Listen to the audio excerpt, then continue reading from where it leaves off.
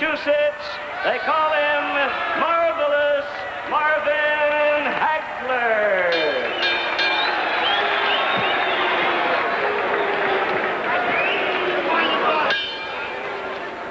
Well done. Here they come out. 10 rounds.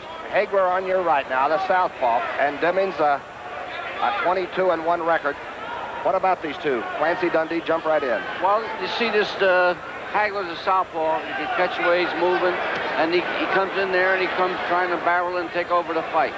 Demmings is fighting him properly, staying right in front of him, and not making him pick up momentum. Worst thing you can do from a southpaw is back up. Boy, Hagler's put together like a rock. Well, I tell you, Hagler has 30 knockouts out of 37 wins, which means he can punch. And, of course, Doug Demmings has had good training for this fight. He fought Sugar Ray Seals, another southpaw, 15 rounds. So he's had some experience with southpaw. It should be an interesting fight. Round number 1 of 10. A lot of excitement. You can feel it here at the Olympic. These people see fights every week. They know. I tell you, this is a big fight for both fighters. Marvin Hagler can move right into the middleweight picture with a big win tonight. I'm impressed with Demmings, the way he's fighting the southpaw, not backing up from him, staying steady, not getting rousted out of position. Because if you back up on a southpaw time, you'll see that that's when they land effectively.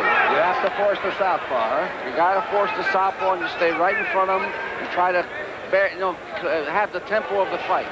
Hey, Gil, is there any advantage to trunks like Demmings has on, those long jobs, those pedal pushers or whatever they are? Well, I don't think there's any advantage to the pedal pushers, but I tell you, Marvin Hagler with that shaven head, that can be a distinct advantage. I know I never liked any of my fighters to fight a fighter with a shaven head because that can be a weapon. That can open you up pretty quick. And we do have strange cut rules in California, so we'll keep posted, huh? Right, you got to be very careful you don't get cut too early. It's a 10-point must in California. 2 judges and the referee vote. Both fighters are tight in this first round. Both alert, both showing a lot of respect. Hagler is 7th rated now in the world. He's the one with no hair and the good left hand.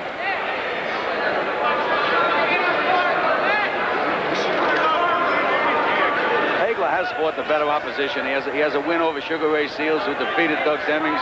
He's also beaten Kevin Finnegan and Mike Colbert. He's been in with some pretty good middleweights. Hagler at 158 3/4. Demmings at 159 3/4. And this division can really punch, right? Hagler looks like the heavyweight compared to Demmings. Whoa. Did the knees buckle that time? How good was that left hand? Well, I tell you, it was a good punch, but the glove was open. This is only the first round. The middleweights. On your right is Hagler, the southpaw. And that's Doug Demmings in those long blue trunks. I tell you, both corners had long conferences with their fighters between rounds. This could very well develop into a tactical fight. I'm impressed with Demmings with that left hook because you'll notice that'll be the most effective punch in the fight with Hagler. But when you throw a left hook at a southpaw, Tom, that's the blind side of the southpaw. The right hand is up in the air, and the left hook goes in there.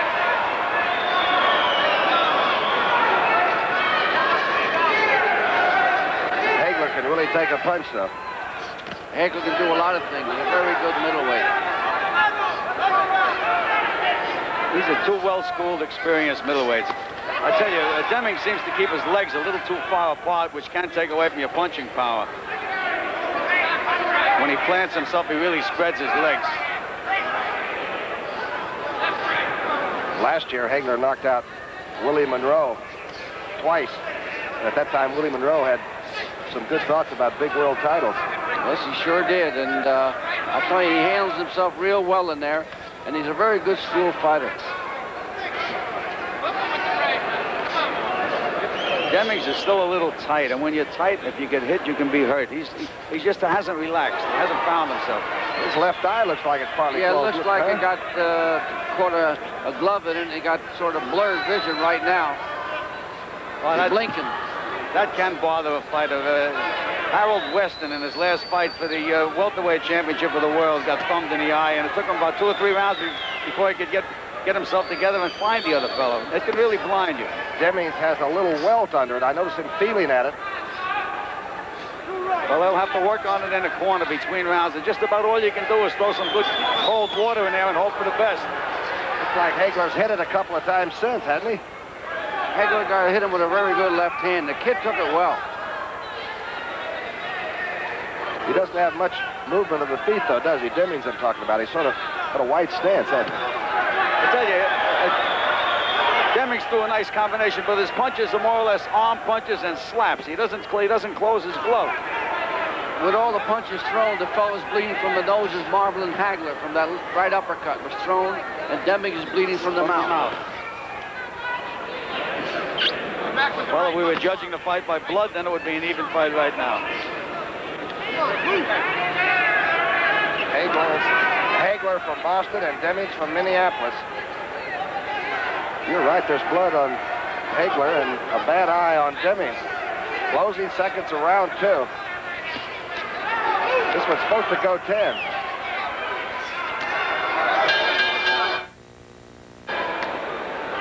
Hey, what happened in the corners, you guys? They work on both fighters?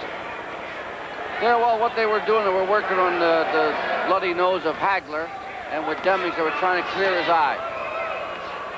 Is the nose worse than a bad eye if the eye's not too bad? Which is the worst thing? Well, the eye would be the worst thing to have, because once your vision's impaired in that ring, you're in trouble. How about the breathing with a bloody nose? Well, that can get you tired, but it's not a sudden tragedy. Demmings had a pretty good little Very uppercut, huh? impressed by Demmings because everyone didn't give him a shot against Hagler. They were trying to say that it would have been too much for Demmings. Demmings has got the numbers to hit Hagler with that right uppercut, that left hook. He's hitting Hagler with those punches. Yeah, Hagler's starting to reach in there, which can be very, very dangerous. Demmings has 9 knockouts and has 20 wins, so you're right. He can hit. I tell you, Demmings is fighting a smart tactical fight. He's moving to his left every time Hagler tries to lead, and it brings him right outside Hagler's right foot, and Hagler can't find him. See him circling to his left.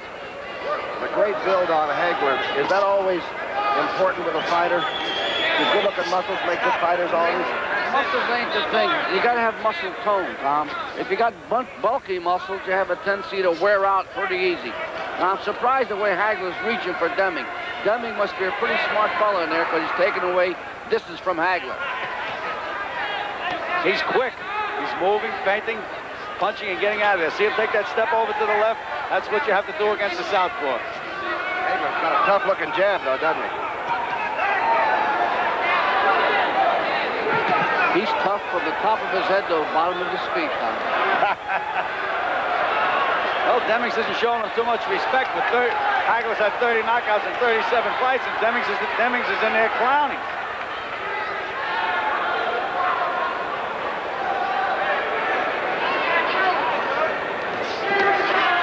Making a big mistake now, Gil, backing up like that. Yeah, you never back up in a straight line against the southpaw. Never straight line. You go either side of the southpaw. Never back straight up.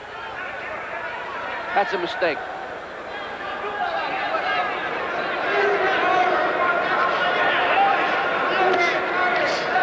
Hagler looks strong. Huh.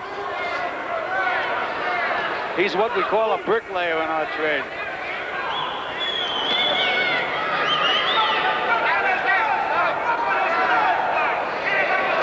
Oh, he comes right out on top of it. Demmings is an excellent fighter, Tom, but he makes moves in there that shows why he's had all those good wins.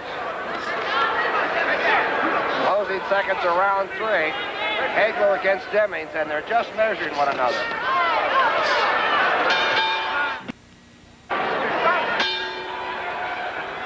Round number 4. They got the nose, the bleeding stopped on Hagler, did they? Well, no, they're working on it. It's still bleeding.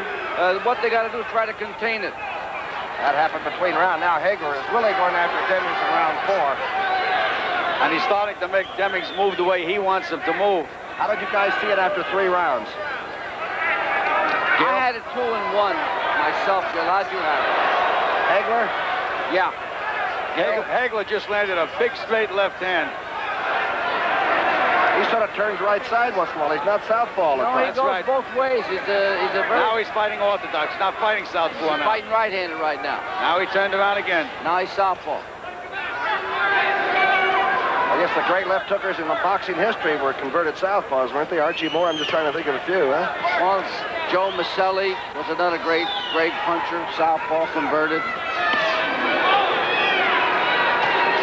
Now Hagler is fighting orthodox. He's got that left foot in front. Now he's back to southpaw stance. He's dictating right now. Demmings lost his tempo. Hagler's dominating right now. Minute 45 left in round 4. And Ronnie Hagler is after the man from Minnesota.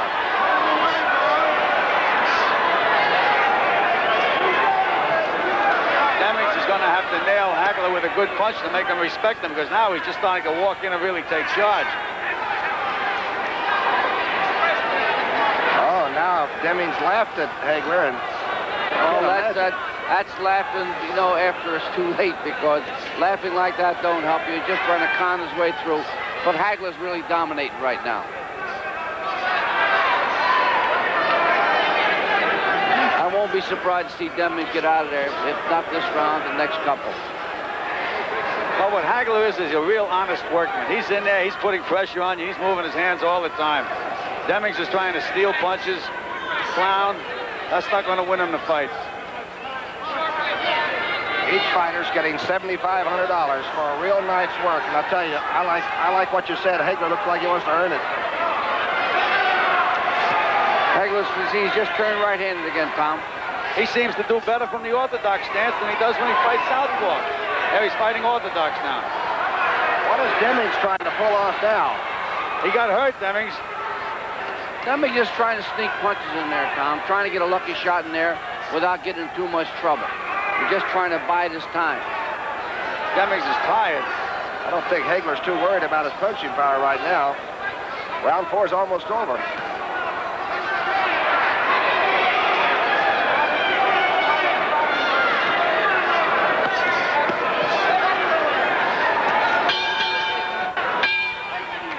Halfway through, and Hagler came right out. There's no blood coming from the southpaw's nose any longer. And Demmings did not have a strong round, did he, in 4? No, he's trying to steal punches and fight 20 seconds where he's in with a fighter that won't let him rest. Hagler is an honest workman. He's going 3 minutes of every round. He tries to keep you in front of him, tries to move his hands. Hagler's 25 years of age, so he's still plenty young enough to go all the way to the top, isn't he? Yes, he is. He's a very good fighter. When he converts to the right-handed style, he really looks effective, doesn't he? Yes, he looks better right-handed. There he goes. He's just turned right-handed. Went back to southpaw again.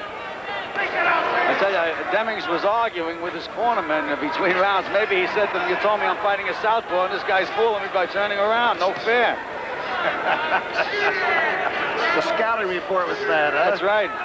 You should run instead of pass.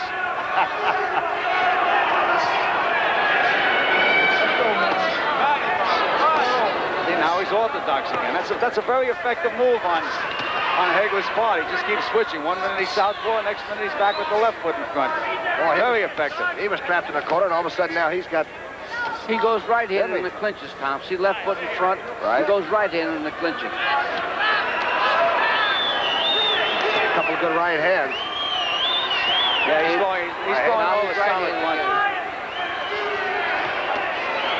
Neither one of them are going to the body much, are they?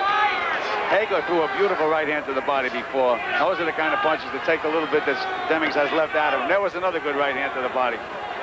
This is a no-no with a southpaw, staying on top of those ropes. Tell you, Demmings has the legs. He should use them. He's not. Yes.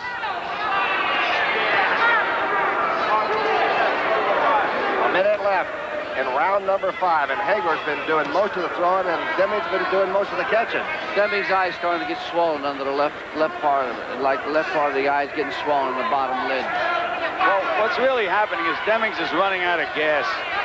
There was a beautiful left hand to the body. That's going to take the rest of the gas away from him.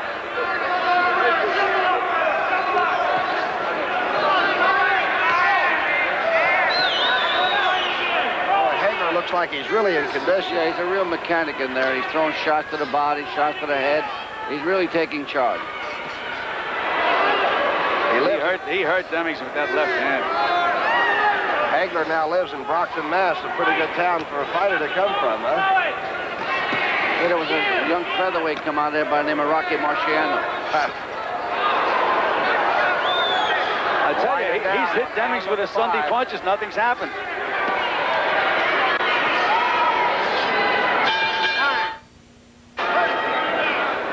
Sixth round. Hagler is a southpaw in those brilliant red trunks, and he has been tough. He has really carried most of the action at Demmings. What's the condition right now? How do you guys feel so far after 5 rounds?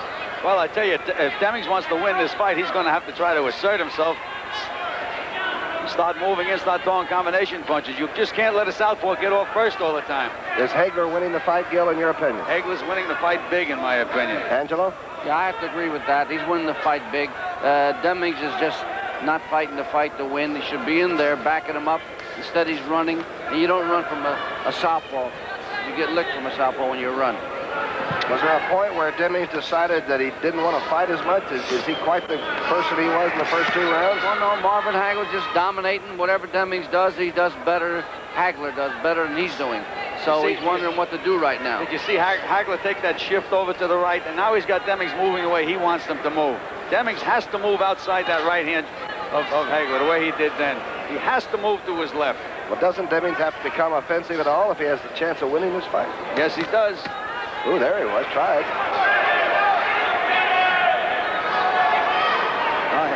Now Hagler got hit a good punch. He turned around. He's fighting now back to southpaw again. He slapped a hook on him off that left hand. Good left hand up against the rope. Demmings is hurt. Real good punch. Demmings is hurt. Minute and a half left in the 6th round. And he's hurt.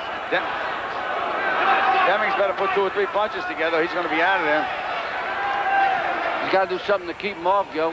That's right. If nothing's being thrown, you're going to wind up getting out of there.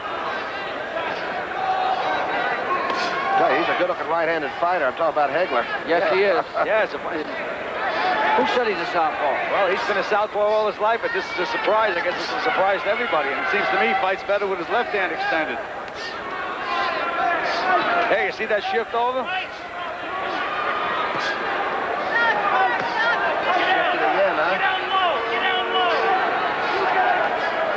There's a lot of good coaches in the audience here. They're telling Demmings to get down low, and that's exactly what he should be doing. Yeah, but how low do you want to go down? You don't want somebody counting over you either. No, that's true. Got hurt with a real good body shot that time, Demmings. Moving away, got hit with a real good body shot. 30 seconds left. Oh, yeah, he's... In round 6.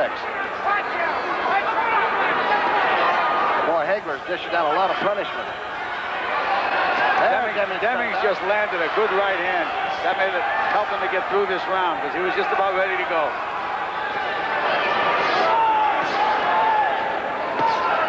10 seconds. Good left hook, good right uppercut by Demmings. Another right uppercut.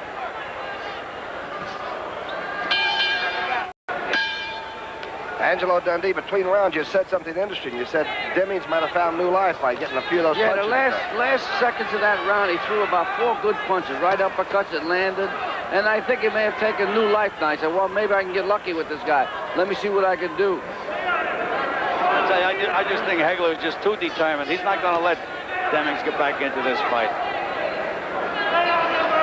When Demmings does punch, he's a pretty good-looking, quick puncher. Oh, yes, he is. He throws excellent punches in there. Well, the thing is, Demmings would like to fight about 30 seconds of every round, but Hagler makes him fight 3 minutes, you see. Good point. Demmings is now bleeding from the nose.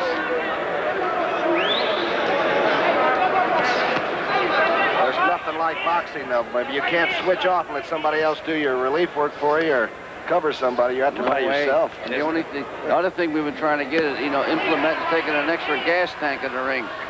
Won't let you do it. There's no timeouts in boxing.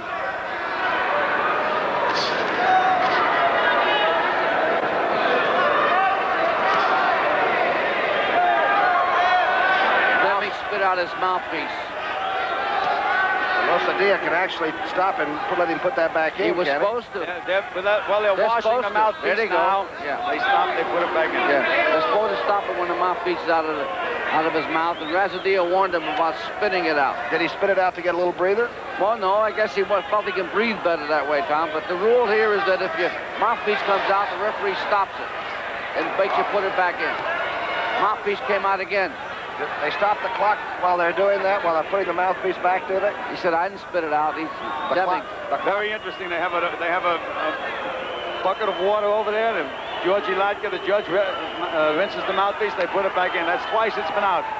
Otherwise, you got a lot of rosin in your mouth, I guess. That's right. This is a California rule. Most states, if your mouthpiece falls out of your mouth, shame on you. Oddly enough, Hagler's nose is bleeding again, too. Heavier.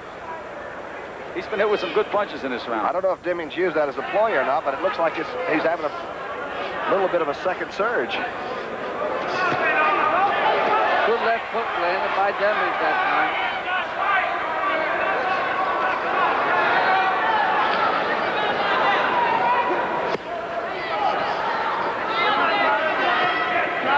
Was it Doug Demmings' idea to let the stronger-looking person tire himself out? Is that what we're going to find out?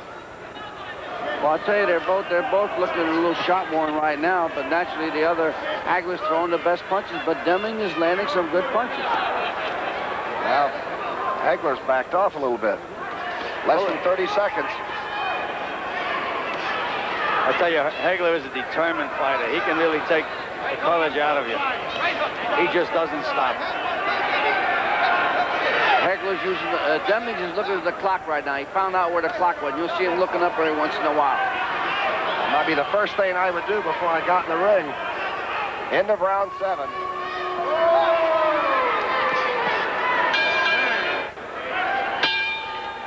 All right, it's wartime, round 8.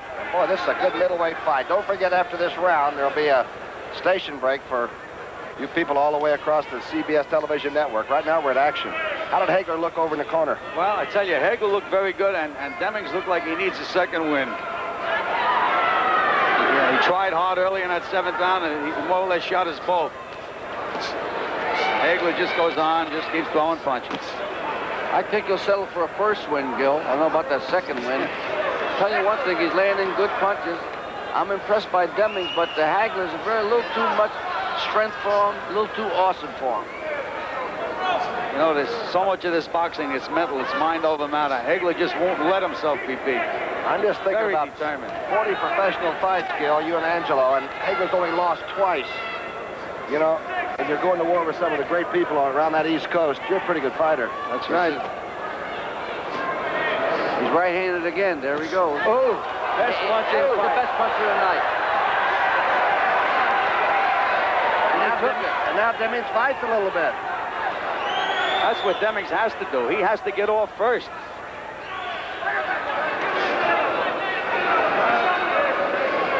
Hagler really landed a right hand. Either Demmings takes the greatest punch in the boxing business, or Hagler is not a good puncher. Well, as you pointed out before, Hagler is a very strong guy, but he's a clubber. What do you mean by a clubber? Well, he doesn't have that real snap in a punch. He has strong arms. Oh! That was a good right hand. And those strong arms just did the job.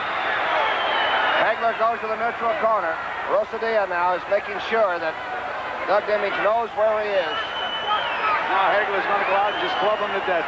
A minute left. A minute left in round number 8. Right again.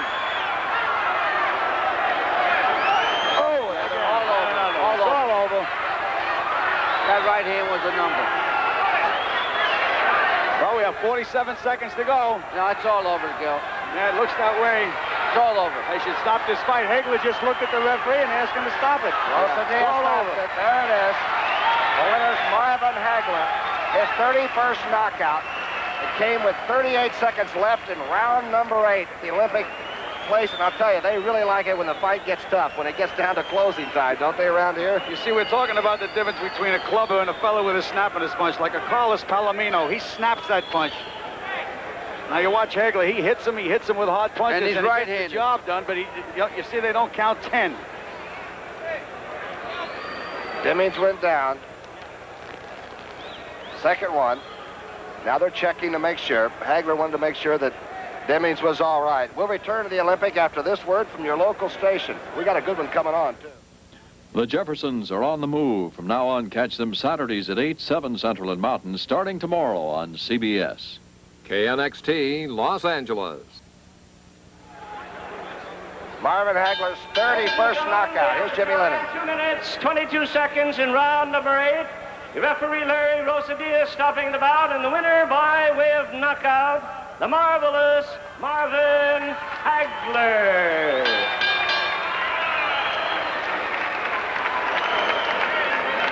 All right, a real good workmanlike job by Hagler. And now we've got Bruce Curry against Monroe Brooks in super lightweight competition, which is about 140 pounds. Now, the funny thing is that each of these young men came from Texas. Bruce Curry came from Fort Worth, and Brooks came from Wichita Falls, Texas. And you know something? They don't like each other, and they're going to fight